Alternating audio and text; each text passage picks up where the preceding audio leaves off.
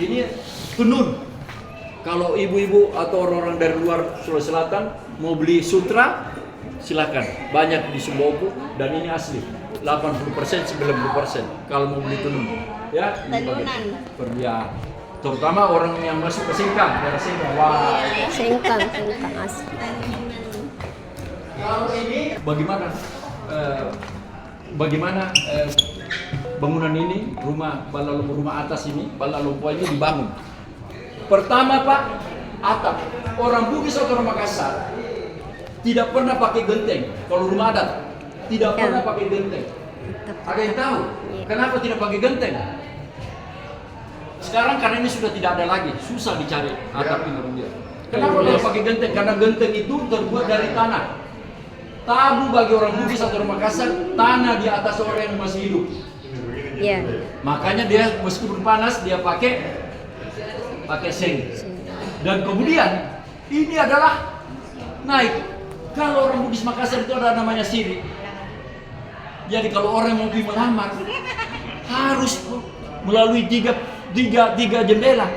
Jendela pertama adalah bapaknya, jendela kedua adalah ibunya, jendela ketiga adalah anaknya yang laki-laki. Siri.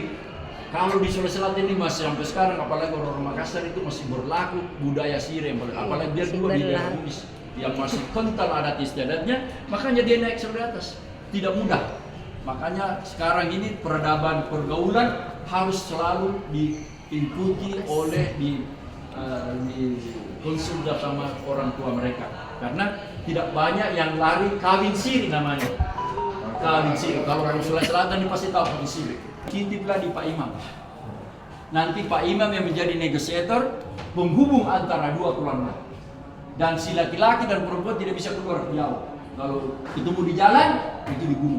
Nah, orang-orang Bugis Makassar ini selalu bawa badik. Jadi karena masih ada mengangkat budaya siri.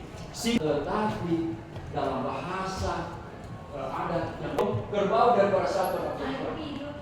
Makanya dari sekarang saya katakan dasar sampai tidak karena itu barang baik. Jadi rumah di atas. Dia takut dengan kalau banjir dia bisa aman. Iya. Ini musim sejarah. Nah, ini Pak, ibu-ibu inilah baju bodoh yang pertama dibuat, tumbus pandang. Dia cuma pakai BH.